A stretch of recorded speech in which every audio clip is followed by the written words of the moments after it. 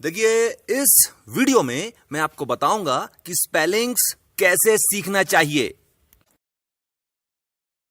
अब देखिए, इंग्लिश की स्पेलिंग सीखना इसलिए बहुत ज्यादा कठिन होता है क्योंकि इंग्लिश में बोला कुछ जाता है और लिखा कुछ जाता है। हिंदी में तो जैसे बोलते हैं वैसे ही लिख भी देते हैं। अंग्रेजों ने अंग्रेजी को बनाया इस तरह से है कि अंग्रेजी में एक ही शब्द को अलग अलग तरह से बोला जाता है और अलग अलग तरह से लिखा जाता है। और ये जो चीज है ये इन्होंने अपनी खुशी से नहीं करी है, ये इनकी मजबूरी है। मजबूरी क्या है? मजबूरी यह है कि अंग्रेजों को अंग्रेजी वर्सेटाइल बनाना है।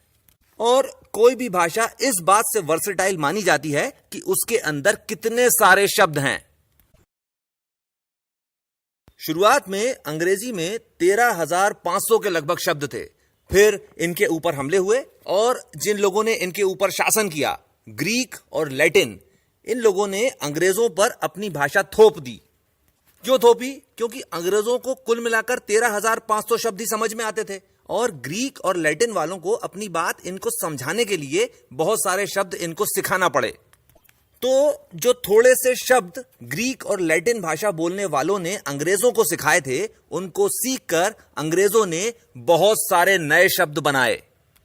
अंग्रेजी भाषा के विद्वानों ने इटिमोलॉजी सीखी और आज अंग्रेजी के अंदर 1,71,000 से भी ज्यादा शब्द हैं। और अंग्रेजी को और भी ज्यादा वर्सेटाइल, समृद्ध बनाने के लिए हर साल 100-150 शब्द ये अपनी डिक्शनरी में जोड़ते ही चले जाते हैं। और केवल ग्रीक और लैटिन ही नहीं, अंग्रेजी भाषा ही कुल मिलाकर एक ऐसी भाषा है जिसके अंदर दुनिया की सभी भाषाओं से बहुत सारे शब्द लिए गए हैं।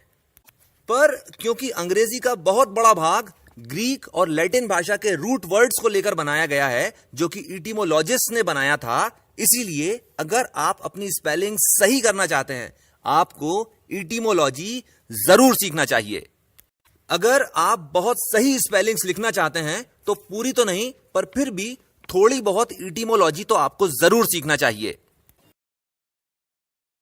और इटिमोलॉजी सीखने के लिए अब तक की लिखी गई सबसे बेहतरीन किताब है नॉर्मन ल्यूइस साहब के द्वारा लिखी गई वर्ड पावर मेड इजी। अब यह तो हुई एक चीज, अंग्रेज लोग जब ग्रीक और लैटिन भाषा के रूट्स लेकर अंग्रेजी के नए शब्द बना रहे थे, तब उन्होंने एक बहुत ही जरूरी चीज पर ध्यान नहीं दिया। और वो चीज क्या थी? वो चीज ये थी कि ग्रीक वर्ड्स का प्रोनाउंसिएशन अलग होता है, लैटिन वर्ड्स का प्रोनाउंसिएशन अलग होता है, और उन दोनों को मिलाकर जब आपने इंग्लिश में डाल दिया तो उनका प्रोनाउंसिएशन कतई अलग हो जाता है। और यही इंग्लिश भाषा की सबसे बड़ी कमजोरी है। और वो ये है कि इंग्लिश की स्पेलिंग्स लिखने का कोई भी स्टैंडर्ड रूल नहीं है। अगर आपने कोई शब्द नहीं देखा है तो आप कुछ भी करके ये नहीं बता सकते कि इस शब्द की क्या स्पेलिंग होगी। अब सवाल ये उठा कि स्पेलिंग्स अलग हैं और प्रोनाउंसिएशन भी अलग है, तो अब ये चीज स्टूडेंट्स को किस तरह से सिखाई जाएगी? तो इसके लिए यह किया कि इंग्लिश भाषा के जितने भी शब्द हैं उन्हें 4 कैटेगरीज में डिवाइड किया गया। सबसे पहले तरह के शब्द होते हैं होमोग्राफ्स। इनकी स्पेलिंग्स तो सेम होती हैं पर इनका प्रोनाउंसिएशन अलग होता है।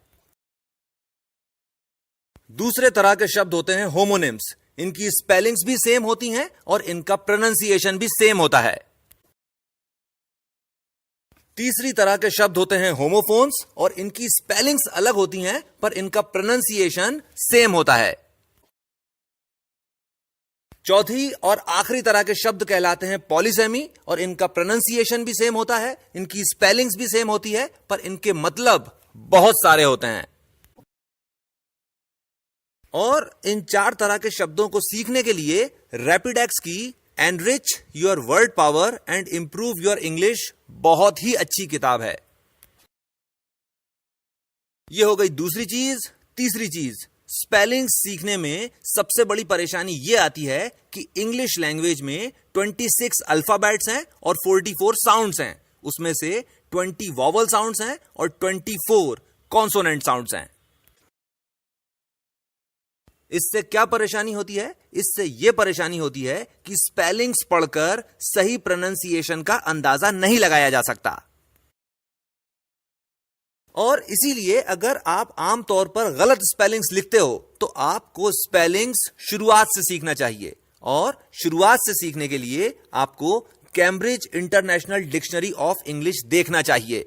इस डिक्शनरी के बिल्कुल आखिरी में एक हेडिंग है डिफाइनिंग वोकैबुलरी। कुल मिलाकर 6 पन्ने हैं और इन 6 पन्नों में 2000 वर्ड्स हैं, और इन 2000 वर्ड्स की खासियत यह है कि इस डिक्शनरी में जितने भी कठिन वर्ड्स समझाए हैं वो सभी इन्हीं 2000 वर्ड्स को यूज करके समझाए गए हैं। यानी अगर आप इन 2000 वर्ड्स को सीख लेते हैं तो आप इंग्लिश में कुछ भी चीज एक्सप्रेस कर सकते हैं। अब इस चीज को भी समझिए कि शब्द सीखने का मतलब उसकी स्पेलिंग याद करना नहीं होता। शब्द सीखने का मतलब होता है उसका मतलब समझ लेना, और इस तरह से समझ लेना कि आप उसको सही कॉन्टेक्स्ट में इस्तेमाल कर सको। कॉन्टेक्स्ट माने क्या? कॉन्टेक्स्ट माने यह समझ में आना कि यहां पर कौन सा टू लगेगा।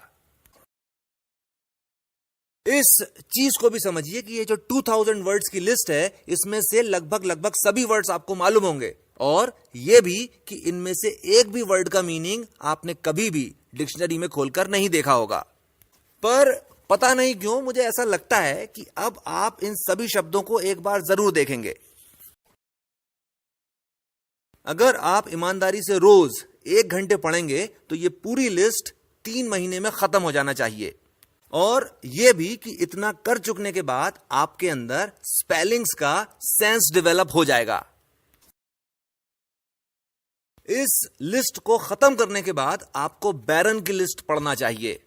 बैरन की लिस्ट मीनिंग और सेंटेंस के साथ 16 बार पढ़ना चाहिए। अगर 16 बार पढ़ना आपको कम लग रहा है तो आप ज्यादा बार भी पढ़ सकते हैं। अगर आप बैंक पीओ, मैनेजमेंट, लॉ या IAS जैसे किसी कॉम्पिटिटिव एग्जाम्स की तैयारी कर रहे हैं तो बैरन की लिस्ट आपको सबसे पहले करना चाहिए।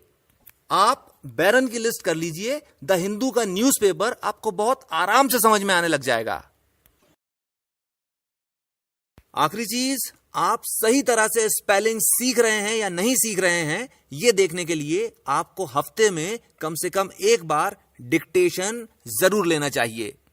और जब भी डिक्टेशन लें कभी भी केवल वर्ड्स की डिक्टेशन नहीं लें, हमेशा सेंटेंसेस की डिक्टेशन लें। उससे आपको यह भी समझ में आएगा कि आपको कॉन्टेक्स्ट समझ में आता है कि नहीं आता है। इसके साथ मैं अपनी बात खत्म करता हूं। आपने मुझे इतना समय दिया, थैंक यू वेरी मच।